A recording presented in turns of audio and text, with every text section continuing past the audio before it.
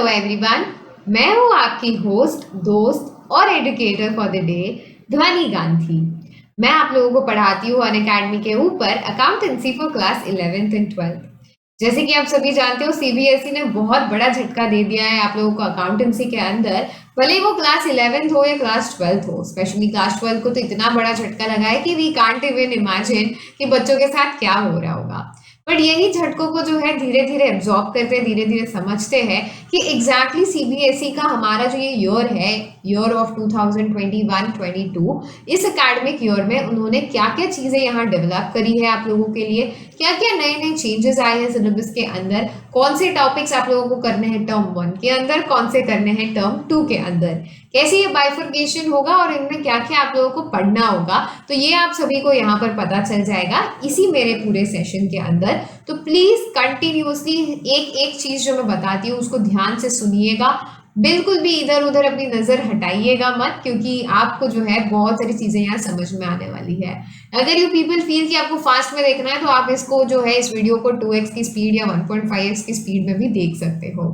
तो चलिए let us see over here कि मैं इसके पहले कौन हूँ। तो मैं हूँ एक रिलायंस फाउंडेशन स्कॉलर।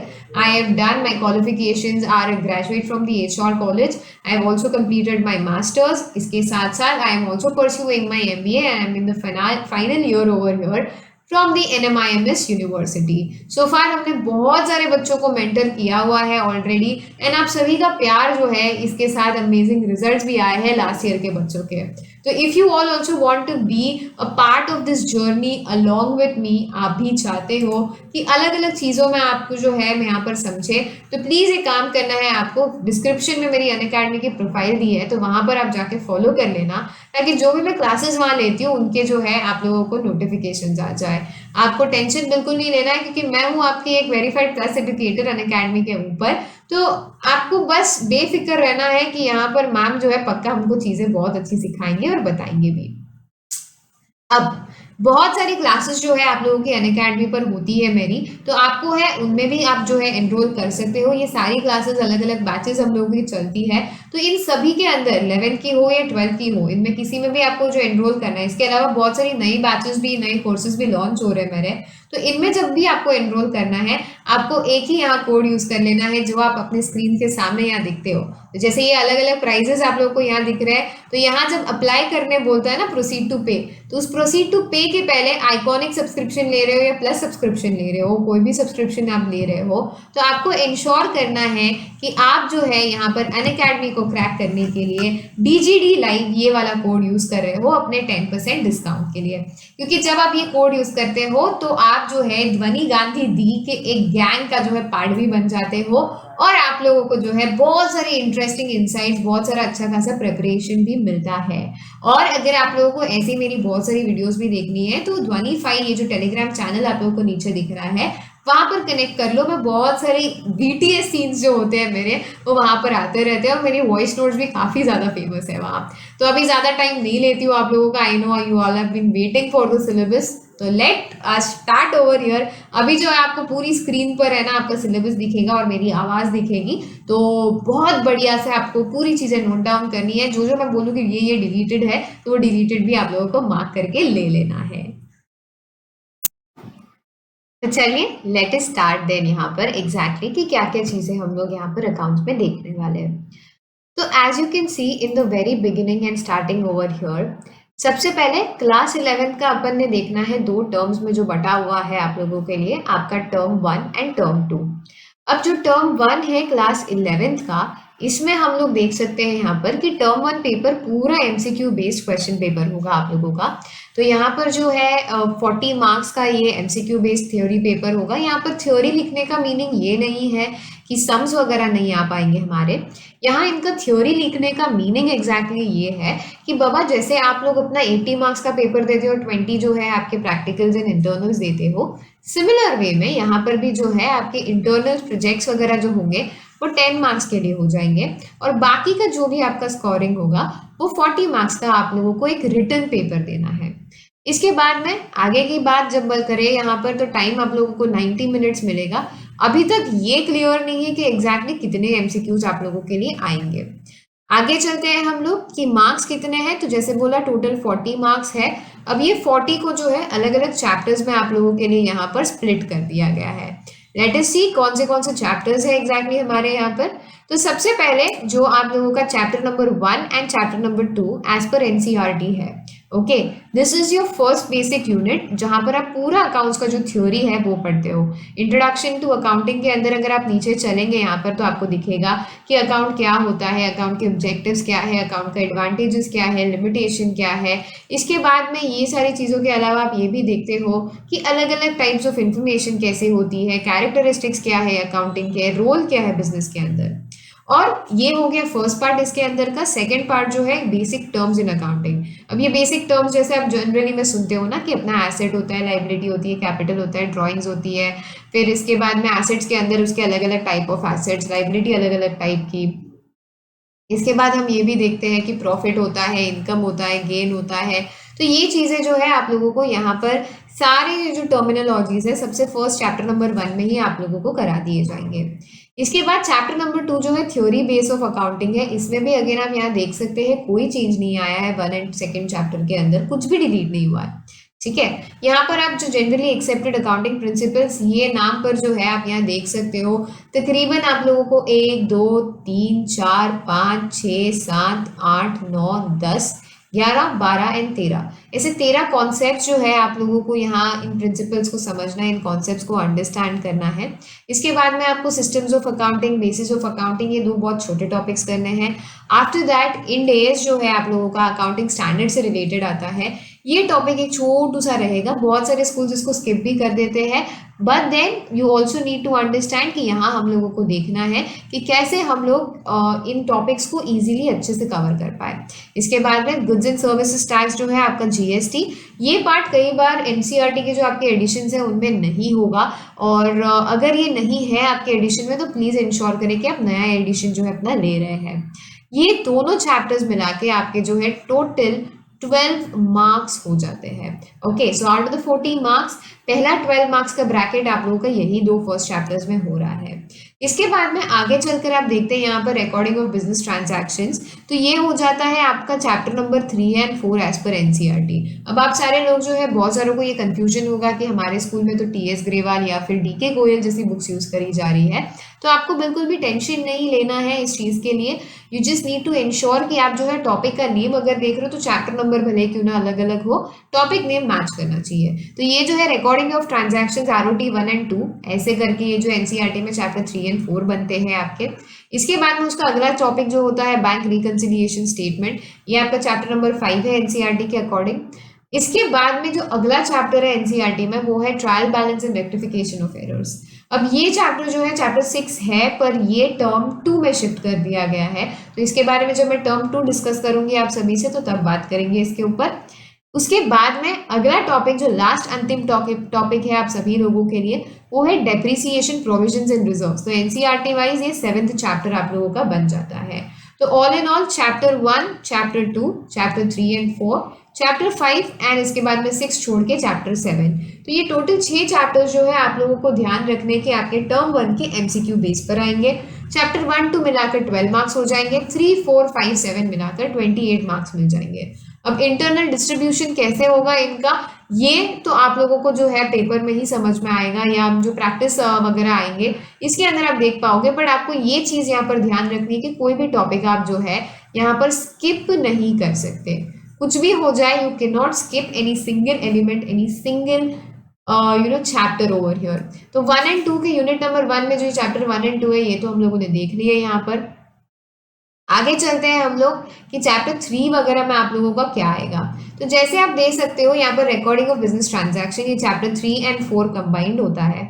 सबसे पहले आप यहाँ पर सीखते हो कि मैम एक वाउचर क्या होता है। वाउचर यानी एक सोर्स डॉक्यूमेंट की तरह कि बेसिकली लेट अस से कि अगर आप फॉर एग्जांपल किसी बिजनेस के अंदर जा रहे हो और वहाँ पर कोई ट्रांजैक्शन हो रहा है, कोई चीज़ जो है खरीदी गई है या ली गई है, तो ऐसे सिचुएशन के अंदर आपके लिए पास कोई तो एक प्रूफ होना चाहिए जिससे आप प्रूव कर पाए कि हाँ बाबा ये ट्रांजैक्शन एक्चुअली हुआ भी था। तो ये चीज़ के लिए वाउचर यूज़ करते हो। इसके बाद में अकाउंटिंग इक्वेशन करके एक अप्रोच होता है, यानी कि आप लोगों को वहाँ पे सीखोगे कि डेबिट क्रेडिट वाला जो चीज़ है, asset is equal to liability plus capital, ये एरिया जो आता है। इसके बाद में डेबिट क्रेडिट के रूल्स क्या क्या होते हैं ये आप सीखेंगे। इसके बाद अगला टॉपिक जो आप लोगों को 11th स्टैंडर्ड में है वो है कि आपकी जो बुक्स ऑफ एंट्री होती है, तो सबसे पहले आप ट्रांजैक्शंस को जर्नल में रिकॉर्ड करते हो, तो वो जर्नल एंट्रीज कैसे देनी है आप लोगों को ये सिखाया जाएगा। उसके बाद एक स्पेशल पर्पस बुक्स जो होती है आप लोगों के लिए पर्टिकुलरली 8 सब्सिडियरी बुक्स बनाई गई है, ताकि आपकी जो है जर्नल एंट्रीज का जो पूरा सफ़र है वो काफ़ी ईजी हो जाए। तो इनके लिए जो स्पेशल बुक्स आप लोगों को देखनी है इस चैप्टर में, वो है आपकी कैश बुक, जिसके अंदर आपको सिंपल कैश बुक और डबल कॉलम कैश बुक, यानी कि जिसमें कैश कॉलम बैंक कॉलम दोनों के दोनों हैं, और पेटी कैश बुक ये देखनी है। आफ्टर दैट आप देखेंगे कि अपनी purchase book, purchase return book, sales return book, इन सभी को जो है आपको स्टडी करना है आपके इस चैप्टर नंबर 3 और 4 के अंदर। और जो आपकी सब्सिडियरी बुक्स होती है, जैसे कि आपकी बिल्स रिसीवेबल, बिल्स पेबल, ये आपके टर्म 2 में आएगी, यहाँ आपको ध्यान देना नहीं है।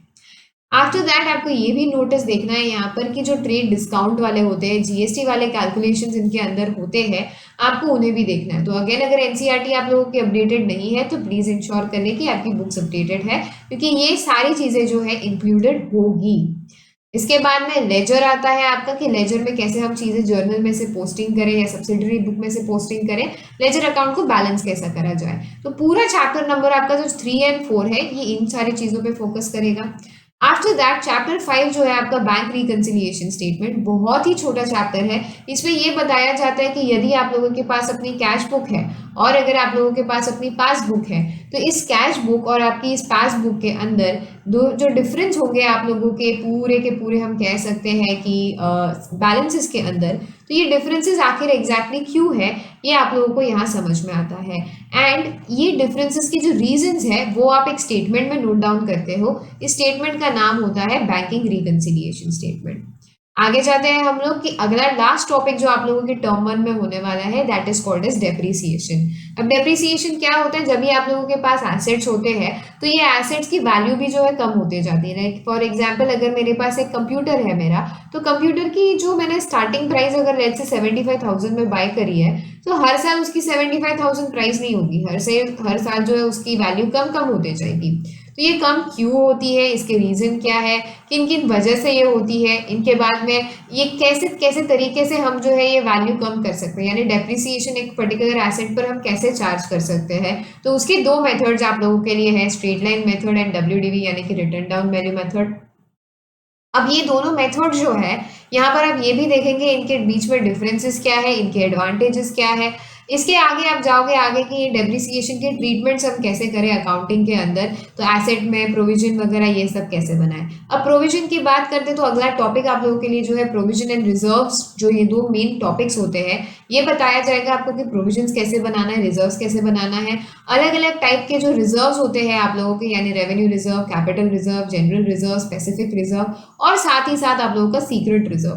तो ये सारे जो रिजर्व्स है आप लोगों के, रिजर्व्स यानी बेसिकली क्या होता है कि जब आप अकाउंटिंग कर रहे रहते हो आपको प्रॉफिट्स मिलते हैं, और ये प्रॉफिट्स जो है आप हर टाइम, जैसे हम बोलते हैं ना कि हम हमारी सेविंग्स करके पिगी बैंक में डाल देते हैं, तो वैसे ही बिजनेस हाउसेस जो है अपने प्रॉफिट में से कुछ अमाउंट जो है अपनी पिगी बैंक यानी रिजर्व्स के अंदर डाल देते हैं, और ये अलग अलग पर्पसेस के लिए यूज किए गए रिजर्व्स होते हैं। तो यहाँ पर ये भी बोला है कि ये प्रोविजन वर्ड क्या है, रिजर्व वर्ड क्या है, और इन दोनों में डिफरेंस क्या है, ये भी आप इस पर्टिकुलर चैप्टर में देखते हो।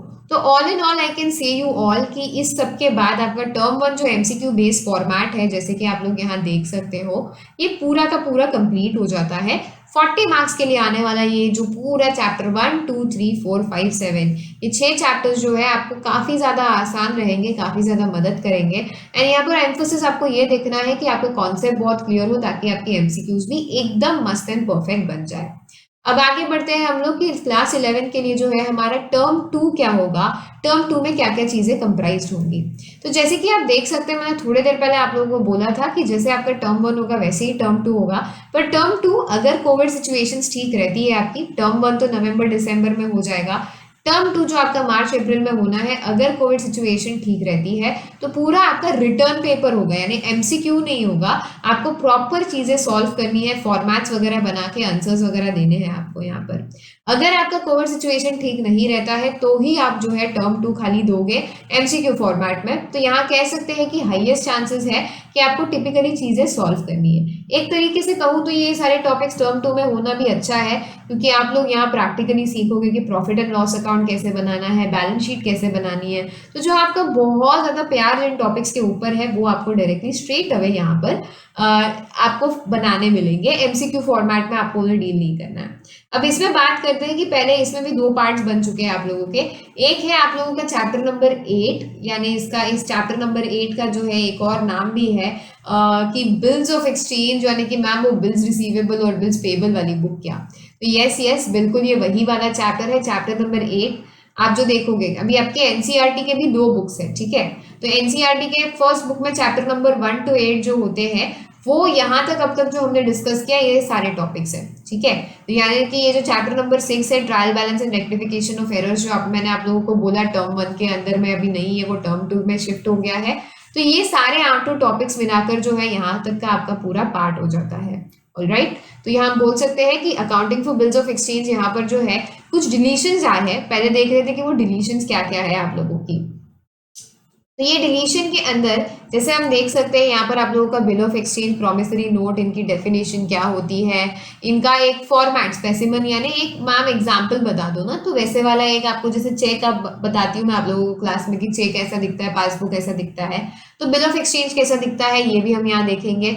इसके बाद में इनकी फीचर्स क्या क्या है, parties to bill of exchange, यानी कौन कौन लोग हैं यहाँ पर, पार्टी यानी कि वो डिस्को वाली पार्टी नहीं, कौन कौन लोग एग्जैक्टली इन्वॉल्व है ये भी देखते हैं हम लोग। इसके बाद में आगे बढ़ते हैं कि difference between bill of exchange and promissory note. तो यहाँ पर बात करते हैं कि इनमें डिफरेंस क्या है। उसके बाद में बिल्स ऑफ एक्सचेंज में क्या क्या टर्मिनोलॉजीज जो है हम लोग यूज करते हैं, वो सारी चीजें भी देखी जाती है। इसके बाद में यहाँ पर आपको जो अकाउंटिंग ट्रीटमेंट करनी है ना, उस पर बहुत फोकस रखना है कि यहाँ पर जो है अकोमोडेशन बिल वगैरह ये सारे टॉपिक्स जो आपके एनसीईआरटी वगैरह में दिए गए हैं they are entirely deleted. Okay, आपको ये भी ध्यान रखना है कि बहुत सारे टॉपिक्स आप लोगों को यहाँ नहीं दिखेंगे जो एनसीईआरटी में दिए गए हैं, तो आपको उन्हें कंप्लीटली इग्नोर करना है। आपका सिलेबस इतना ही है बिल्स ऑफ एक्सचेंज के लिए।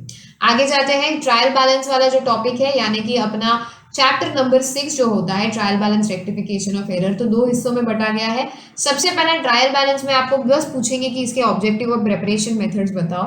इसके बाद में एक बहुत इंपॉर्टेंट पॉइंट जो आप लोगों ने नोट करना है यहाँ पर कि टेक्निकली ट्रायल बैलेंस ना 3 तरीकों से बताया गया है आप लोगों को कि 3 तरीके से आप ट्रायल बैलेंस बना सकते हो। एक होता है टोटल मेथड, एक होता है बैलेंस मेथड, एक होता है टोटल बैलेंस मेथड। अब सीबीएसई ने यहाँ क्या कर दिया आप लोगों के साथ, आपको सिर्फ दिया है बैलेंस मेथड ओनली। तो जो सारे सवाल होंगे आप इसी पे करोगे, एमसीक्यू के भी इसी के डिजाइन पर जो है आप लोगों ने चलाने हैं। आफ्टर दैट आगे जब जाते हैं हम लोग कि ये जो हो गया है ट्रायल बैलेंस वाला पार्ट, रेक्टिफिकेशन के पार्ट में आप लोगों को एज इट इज सारी चीजें करनी है। जो टाइप्स ऑफ एरर्स होते हैं रेक्टिफिकेशन के अंदर की पहले बताओ कि भाई गलती क्या क्या किस तरीके से हो सकती है। तो समझो हमने सब कुछ जो है भूल गए, पूरी एंट्री करना भूल गए, आधी अधूरी एंट्री कर ली हम लोगों ने। इसके बाद में हम लोगों ने जो है मेन जो टॉपिक होता है, लाइक हमको चीज ही समझ में नहीं आई, हमने एसेट को जो है खर्चा ट्रीट कर दिया, खर्चे को एसेट ट्रीट कर दिया, या फिर हो सकता है कॉम्पनसेटिंग, यानी यहाँ भी मैंने गलत कर दिया, यहाँ भी मैंने गलत कर दिया, 2 ऑपोजिट चीजों को गलत कर दिया तो फिर टूस हो गया। तो ये सारी चीजें जो है आप लोगों को यहाँ पर trial balance rectification of errors में सीखने मिलेगी। रेक्टिफिकेशन में साथ ही साथ आप जो एंट्रीज भी पास करोगे जिससे जो सारी गलतियां है वो सुधर जाए। और ये सारी गलतियों के चक्कर में एक और सस्पेंस अकाउंट भी आपको बनाना पड़ता है। अभी सस्पेंस क्या होता है ये तो एक सस्पेंस है आप लोगों के लिए, जब भी आप चैप्टर टर्म 2 में करोगे तब मैं आपको बता दूंगी। आगे बढ़ते हैं कि ये पूरा टॉपिक जो है अपना ये 12 मार्क्स के लिए अगेन आप लोगों का कवर्ड है एंटायरली। तो आपने ध्यान रखना है कि आप बिल्कुल भी जो है इसमें हलगर्जी बिल्कुल नहीं कर रहे हो। पर जी हाँ, एक और चीज है कि बैलेंस शीट वगैरह से ऊपर तो ये टॉपिक है नहीं, क्योंकि बैलेंस शीट फिर आपका पीएनएल स्टेटमेंट ये सारी चीजें जो है एंटायरली 20 मार्क का बन जाती है आप लोगों के। तो चलिए यूनिट 3 पर चलते हैं जो आपके बन जाते हैं चैप्टर नंबर 9, 10 एंड 11। तो कंप्लीट रिकॉर्ड्स यहाँ बताया गया है, इनकम्प्लीट रिकॉर्ड्स बताया है। तो financial statements of sole proprietor यानी एक सिंगल इंसान जो है, एक लेट्स से अपना जेठालाल जैसे है, तो जेठालाल की अकाउंटिंग हम यहाँ कर रहे हैं। अब जेठालाल भी दो तरीके से कर सकता है, कंप्लीट रिकॉर्ड यानी प्रॉपर पीएनएल बैलेंस शीट वगैरह सब बनाएगा, ड्यूअल एंट्री फॉलो करेगा। दूसरा होता है इनकम्प्लीट रिकॉर्ड्स। ये लेट्स से अगर नट्टू काका जो होते हैं हमारे जेठालाल यानी कि गड़ा इलेक्ट्रॉनिक्स के अगर मालिक होते हैं, उनको ज्यादा अकाउंटिंग वगैरह आती नहीं, तो ये जो अपना बेसिक बेसिक चीजें जो है ना, डेटर क्रेडिटर देख लेते हैं, जो खर्चा पानी हुआ है कैश वगैरह देख लेते हैं, और ज्यादा ये डेप्रिसिएशन वगैरह की इन सारी झंझटों के बीच में नहीं पड़ते। तो ऐसे इंसान अगर करेंगे अकाउंटिंग तो इनका कैसे होगा, ये भी चीज हम लोग देखते हैं। तो 9 एंड 10 जो है आपका कंप्लीट रिकॉर्ड्स के लिए डेडिकेट किया जाता है, यानी जेठालाल के लिए है, और नट्टू काका के लिए इनकम्प्लीट रिकॉर्ड्स चैप्टर नंबर 11 बन जाता है आपका। ये तीनों मिला के टोटल 20 मार्क के होते हैं। तो चलिए देखते हैं कि इनके अंदर क्या क्या चीजें आप लोगों ने बनानी है। इनमें अगेन कोई भी डिलीशन नहीं है। फाइनेंशियल स्टेटमेंट्स के अंदर आप लोगों को रेवेन्यू रिसीट, कैपिटल रिसीट क्या होता है, फिर एक्सपेंडिचर्स क्या होते हैं, इनके बीच में डिफरेंसेस क्या होते हैं ये दिखेंगे। आप ट्रेडिंग अकाउंट बनाएंगे, आप प्रॉफिट एंड लॉस अकाउंट बनाएंगे, वहां आप ग्रॉस प्रॉफिट, नेट प्रॉफिट जैसी चीजें सीखेंगे। इसके बाद में आप बैलेंस शीट बनाएंगे। उस बैलेंस शीट के अंदर भी जो है आप लोग देखेंगे कि कैसे इन बैलेंस शीट को हम लोगों को बनाना है और कैसे एसेट लाइबिलिटी वगैरह चीजों को देखना है। ये पूरा आप लर्न कर लेते हो चैप्टर नंबर 9 तक। इसके बाद में चैप्टर नंबर 10 में आप सारी एडजस्टमेंट सीखते हो। अलग अलग टाइप की एडजस्टमेंट होती है कि क्लोजिंग स्टॉक की एडजस्टमेंट करनी है, outstanding expense, prepaid expense, accrued income, income received in advance. ये सारी चीजें आप लोगों को बहुत अजीब व गरीब लग रही होगी, पर आपने टेंशन नहीं लेना है। जैसे जैसे वक्त गुजरेगा, जैसे जैसे आप पढ़ोगे मेरे साथ, तो ये सारी चीजें आपको बहुत ज्यादा क्लियर होती जाएगी क्लास के अंदर। आगे जाना है हम लोगों ने कि अब हम बात करते हैं हमारे जो है इनकम सारे हो गए। उसके बाद में जो डेप्रीसिएशन, बैड डेट्स यानी कि किसी का ही द माल्या, यानी हम सभी को पता है माल्या कौन है। तो अगर ये आप लोगों का अगर हो जाए, तो ऐसे अगर आपके कस्टमर्स आपके साथ कर रहे हैं तो उन चीज़ों को आप कैसे डील करोगे। ये ऐसी चीज़ें ना हो, इनसे हमारा बिजनेस बचा रहे, उसके लिए जो प्रोविजन बनाएंगे तो वो कैसे देखना है। डेटर्स यानी कि जो जिनसे पास है हमें पैसे आने हैं हमारे, वो जब डिस्काउंट मांगते हैं बहुत ज़्यादा, तो उसकी वजह से भी हम लॉसेस ना फेस करें, तो उसके लिए पहले से हम कैसे प्रोविजन बना के रख सकते हैं। अगर कोई अबनॉर्मल लॉस यानी कि रोज की घटना नहीं है, सडनली फायर हो गई है, सडनली किसी अननेसेसरी चीज की वजह से आपके बिजनेस में लॉस हुई, तो उसे आप कैसे ट्रीट करोगे। इंटरेस्ट ऑन कैपिटल, मैनेजर का कमीशन वगैरह सारी चीजें आप यहाँ सीखते हो टिल द चैप्टर नंबर 10। आगे बढ़ते हैं आप लोगों के पास। इसके बाद में आप जो है चैप्टर 10 के अंदर ये पूरा 9 और 10 कंबाइन करके ट्रेडिंग, पीएनएल, बैलेंस शीट जो है आप बनाते हो एडजस्टमेंट समेत, इन 9 और 10 को मिलाकर।